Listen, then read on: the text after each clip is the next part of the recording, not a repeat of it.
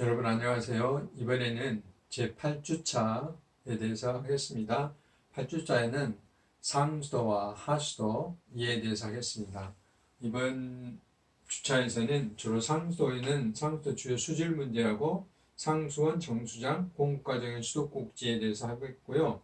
하수도에서는 하수도 처리의 의의, 하수처리장, 하수처리의 원리에 대해서 1차 시부터 3차 시까지 구분해서 여러분과 함께 하도록 하겠습니다.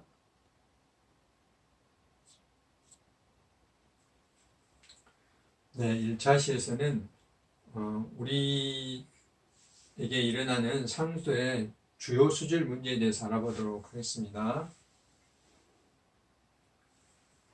작년에 인천에서 붉은 수돗물 사고라는 게 일어났습니다.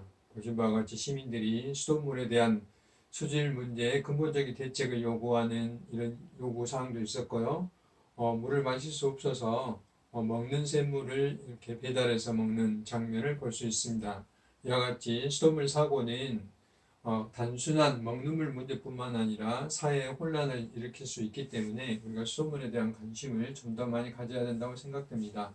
인천에서 붉은 수돗물 사고는 어떤 경로냐면 각 도시마다 정수장이 여러 개 있는데요. 한 개 정수장의 물을 다른 정수장이 그 수선에 들어가게 되면 그 수선 과정 중에 이 A라는 정수장을 B라는 정수장 계통으로 공급 계통을 변경해야 됩니다. 그러면 평상시에는 이렇게 한쪽으로만 물이 흘렀는데 이 A와 B의 그 변경하는 것을 우리는 수계전환이라고 그러는데, 수계전환이 일어나게 되면 이렇게 물이 거꾸로 흐르게 되는 문제가 생기게 되거든요.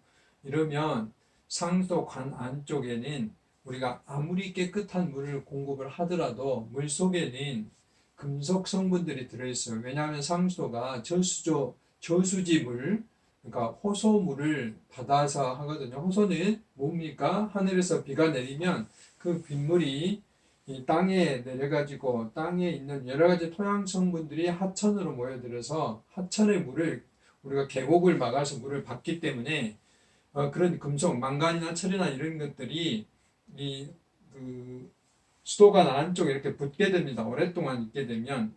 그래서 이것들이 반대로 물이 이제 유속이 바뀌게 되면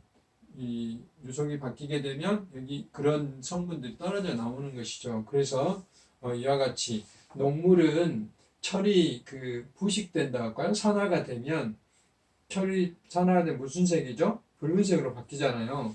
그래서 붉은 수돗물, 우리가 한자로 되게 적수라고 그러죠. 만약에 이게 망간 같은 게 많다 하면 망간은 까만색이에요. 그래서 그 흑수가 나오게 됩니다.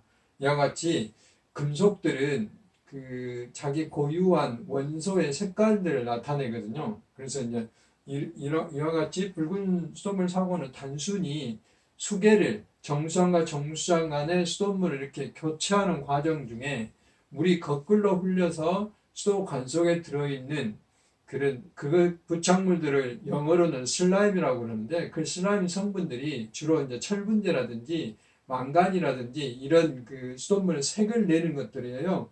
그런 것들이 떨어져 나와서 문제가 된 것이죠. 그래서 이런 것들은 충분히 수도관 내부를 CCTV라든지 이런 감시를 통하고 자동 관리를 해야 되고, 그래서 사고 예방을 해야 되는데, 이런 부분이 소홀해서 일어난 사고가 되겠습니다. 그래서 이제 그런 것에 대한 전반적인 정리 사항들인데, 앞에서 설명드렸다시피 이 A라는 정수장 공전 정수장과 B라는 정수장 수산 정수장인데, 평상시에 이렇게 하늘색으로 물이 흐르는데 반대로 수산 정수장의 물을 공천 정수장으로 공급하다 보니까 이게 역으로 흘러서 주로 이제 이게 뭐 인천 지역의 거만이나 담화동이라는 곳에서 이제 그런 문제가 생긴 거죠. 수계 전환이어서 있지 않습니까? 뭐 이제 영종 지역은 이제 인천공항이 있는 그쪽은 청상 쪽으로 물이 깨끗하게 나왔다는 이제 그런 상황들이 되겠습니다. 이만큼 수돗물 사고에서는 이렇게 단순하게 물 수계만 바꿔도 문제가 될 수 있는 것이고요. 또 이제 미국의 타임지에서 이렇게 보면은 꼬마가 이제 굉장히 아픈 표정으로 애처롭게 쳐다보고 있는데, 이제 그 초등학교 학생이 대통령에게 편지를 보냈어요. 수돗물을 우리가 마시게 해달라. 그랬더니 이제 오바마 대통령이 나와서 수돗물을 이렇게 마시는 퍼포먼스를 하고 있죠. 이거는 이제 수돗물을 정수기로 걸러서 마시는 거예요. 이렇게 이제 먹으라고 권장을 하고 있는 건데, 이것은 이제 그 사례가, 이게 보시면 미국에 이제 미시간 호라는 곳이 있어요. 그 옆에 이게 5대 호라고 그러죠. 뭐 슈퍼리어 호도 있고 휴런호 호도 있는데, 이 휴런호가 있는데 여기에서 이제 물을 미시간 주에서 치수를 해가지고 플린트시로 팔아먹었다 할까요? 물을 이제 이렇게 팔아먹는데, 그 플린트시나 미시간 주가 이제 그 재정이 악화되니까 이제 물 원수 요금을 올린 거죠. 그러니까 플린트시가 광주로 말하면 광주천으로 이제 주화모 물을 치수를 하다가 수도 요금을 올리니까 광주천 물을 치수한 뭐 이제 그렇게 비유를 할 수 있죠. 그러다 보니까 프린트시에 있는 이 프린트 강이 이제 굉장히 오염이 돼 있어서 평상시도 냄새, 악취가 나고 물이 색깔이 있고 뭐 레지오넬라균에 중독되고 이런 일이 벌어졌는데, 이렇게 상수도의 원수를 바꾸게 되니까 제일 문제가 수소 이온 농도라고 있어요. 이거는 이제 산성도 알칼리도 이렇게 표현한 것이죠. 대개 7이 중심이 돼서 밑으로 내려가면 1로 내려가면 강산이 되는 거, 7보다 2로 올라가면 14까지 올라가면 굉장히 강한 알칼리 성분이 되는 거예요. 우리가 흔히 마시는 주스는 pH, 수소이온 농도를 pH라고 하는데 pH가 2에서 3 정도 되거든요. 근데 대부분 정상적인 사람이나 또는 생물들은 중성 7을 중심으로 뭐 5.8에서 8.5 정도에서 살 수 있어요. 그러니까 이 pH가 변하게 되면 많은 문제가 생기게 되는데, 그 중에서도 또 문제는 뭐냐면 이 pH가 산성화가 되게 되면 수도관의 금속 성분들이 물로 빠져나오는, 이건 이제 용출이라고 그러는데 물로 빠져나오는 문제가 생겨요. 근데 미국에는 수도 역사가 굉장히 오래됐기 때문에 이 그림에서 보시는 것 같이 납으로 된 관들이 상당히 있어요. 이게 납관이라고 그러는데, 이 산성화된 물이 이 납관을 통해서 통과하니까 이 관 속에 있는 납들이 수돗물 속으로 이렇게 많이 빠져나오는 거죠. 그러면서 납의 농도가 높다 보니까 많은 애들이 납 중독에 걸리게 된 거예요. 납 중독. 납의 기준치의 1000배 이상을 초과해서 납 중독 의심 환자가 10만 명, 납 중독 영유아가 1, 2만 명이 추가되고 3천여 명이 납 중독 판명을 받는 이런 사고가 발생을 했어요. 단순히 그 수계를 전환함으로써 물의 산성도가 낮아짐으로써 이렇게 큰 사고가 발생하는 거예요. 그래서 이렇게 그 돈 때문에 수계를 전환한 그 지도자들의 무분별한 판단력 때문에 이렇게 문제가 된 거예요. 그래서 제목이 이렇게 독극물로 아픈 아이들과 원칙을 무시한 프린트시의 무능한 니들이라는 그 제목을 타임지에서 붙였어요. 이와 같이 우리가 마시는 물이라든지 마시는 공기 이런 것들을 굉장히 신중히 다뤄야 된다 하는 사고죠. 그래서 이렇게 여기도 이제 많은 사람들이 이런 그 생수를 사다 먹고 하는 문제가 생겼고요. 이제 이 문제로 인해서 미국 전역이 납중독 때문에 문제가 됐었고, 그 미시간 주는 수돗물 때문에 그 비상사태까지 선포하는 이런 일이 있었어요. 그러니까 얼마나 중요한지 하는, 수돗물이 중요한지 하는 사례가 되겠습니다. 또 하나는 이것도 역시 미국에서 일어나는데 93년도에 일어난 사고입니다.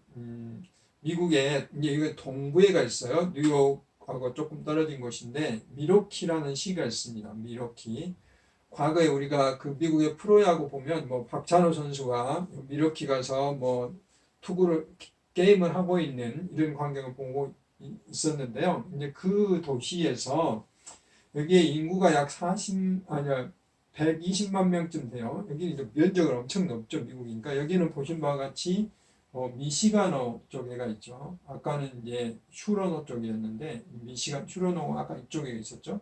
이 미시간호 쪽에서 일어난 일인데, 여기는 이제 아까는 수소이온 농도 때문에 일어난 거고 산성도 알칼리도 일어난 거고, 여기서는 이제 그 미생물 때문에 일어난 건데요. 바이러스는 아니고 또 그 대장균이나 이런 세균도 아니에요. 그것보다 좀 더 큰 원생동물이 있어요. 여러분들이 초등학교 다닐 때 집신벌레나 아메바나 이런 것들에 대해서 배우셨을 텐데 이런 것들을 우리는 원생동물이라고 그랬습니다. 근데 집신벌레나 아메바는 병을 일으키지 않는데 이 원생동물에 속하는 크립토스포리디움은 이게 병을 일으켜요. 무슨 병을 일으키나 설사병을 일으킵니다. 이렇게 생겼는데요. 이것이 이제 많은 인구가 설사병에 걸리게 돼요. 설사가 일어나면 뭐가 생기죠? 탈수가 생긴 거예요. 그래서 면역력이 약한 사람은 죽게 되는 것인데 약 100여 명이 사고 있어요. 전 세계적으로 수돗물을 마시고 사망자가 발생한 최고의 사고죠. 이런 일이 벌어져서 미국에서는 역학조사를 해보니까 이제 이런 그 원생동물이 원인이었다. 실제로 그 다른 수질, 이화학적인 수질이라고 해도 중금속이나 뭐 이런 거 전부 다 적합해요. 문제가 없었어요.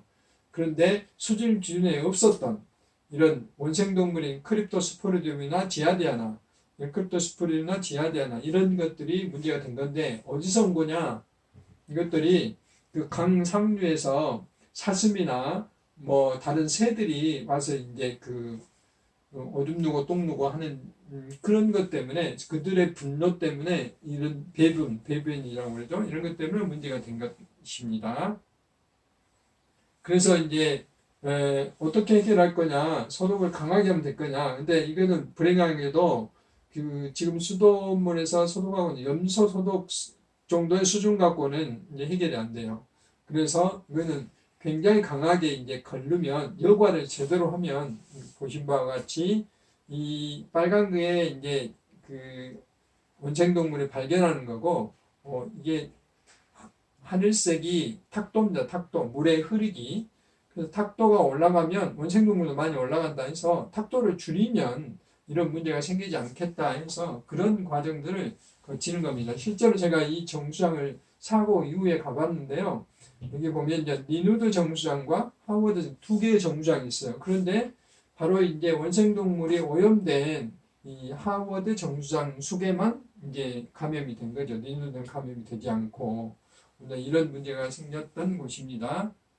그래서 이제 그 정수장을 자세히 살펴봤더니 이 정수장에 시스템에 좀 문제가 있었어요. 요거 이제 그 정수를 하는데 그 약품을 집어넣으면 약품이 섞이는 곳이거든요. 이걸 나중에 이제 하겠지만 응집제라고 하는데 사고 당시에 보니까 이 프로펠러가 돌아가면 이 섞여가지고 이 밑에만 구멍이 뚫려져 있으니까 이쪽은 섞이지 않고 그대로 흘러가 보는 문제가 있었어요.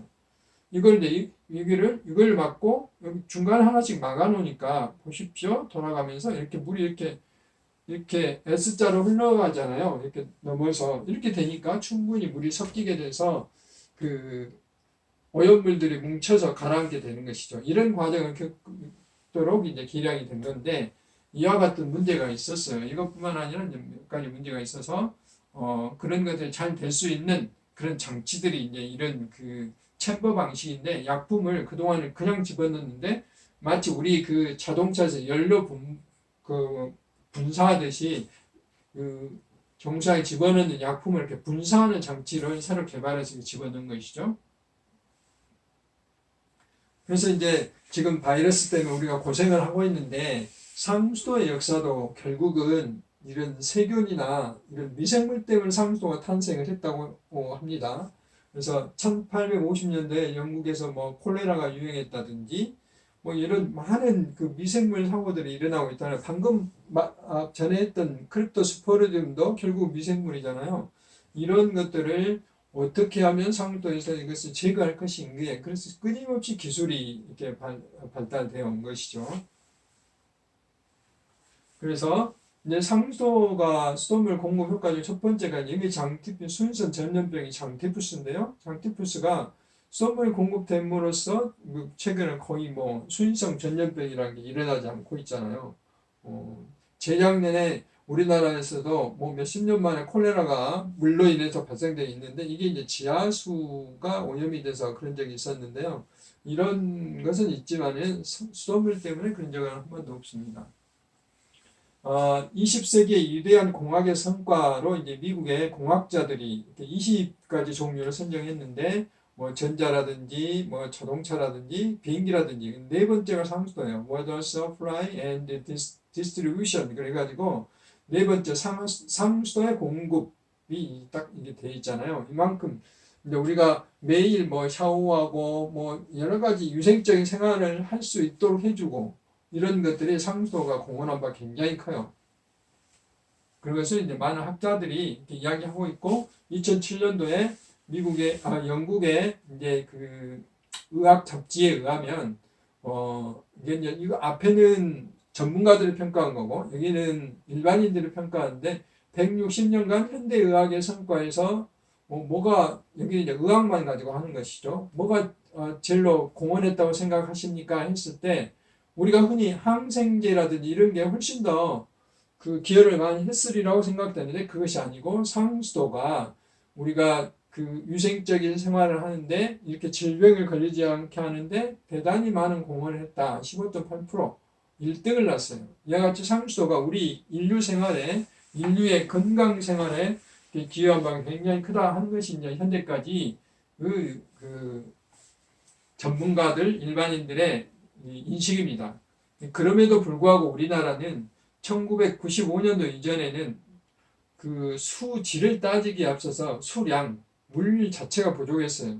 제가 그 광주시의 상수도본부에 근무할 때 90년도의 중반까지는 광주가 이제 주암댐을 그 건축하기 초기였잖아요. 또 10년만 하면씩 큰 가뭄이 오면 무려 광주시도 이렇게 큰 광역시도 격일제 급수 또 시간제 급수 이런 그 제한 급수를 했습니다. 이런 아픈 기억이 있는 도시가 광주인데요. 지금은 동복호나 주암호라는 이런 큰 댐을 가지고 있어서 물을 우리가 언제든지 이렇게 사용할 수 있도록 발달을 했습니다만 그런 문제가 있었어요. 그다음 이제 91년도에 우리나라는 동서로 나눠서 크게 그 동쪽 지역 그 이제 주로 이제 대구, 부산 이런 쪽은 낙동강 수계잖아요. 낙동강 수계에서 대부분의 수질 사고가 다 일어났다고 해도 가만이 아니에요. 페놀 사고가 91년도에 그 공단에서 페놀이 흘러 들어와서 대구 수돗물에서 뭐 굉장히 문제가 많이 됐던 우리나라의 대표적인 수돗물 수질 사고고, 그 다음에 희발성 유기물질, TH 이게 다 발암물질들이 검출된 것도 다 낙동강 수계에서 일어났었는데 이런 것들이 이제 우리나라의 수돗물 처리 기술을 획기적으로 발전을 시켰고 이로 인해서 그 수돗물만 전문적으로 관리하고 공급하는 상수도사업본부라는 것이 생겼고, 그렇죠? 그래서 우리나라가 이때부터 수돗물에 대한 전문성들이 이제 많이 발전되게 되고 오늘날 이와 같이 이제 수돗물의 질보다는 수돗물의 맛이 어쩌고 수돗물이 얼마나 우리 건강에 기여하고 이런 시대에 우리가 살고 있어요.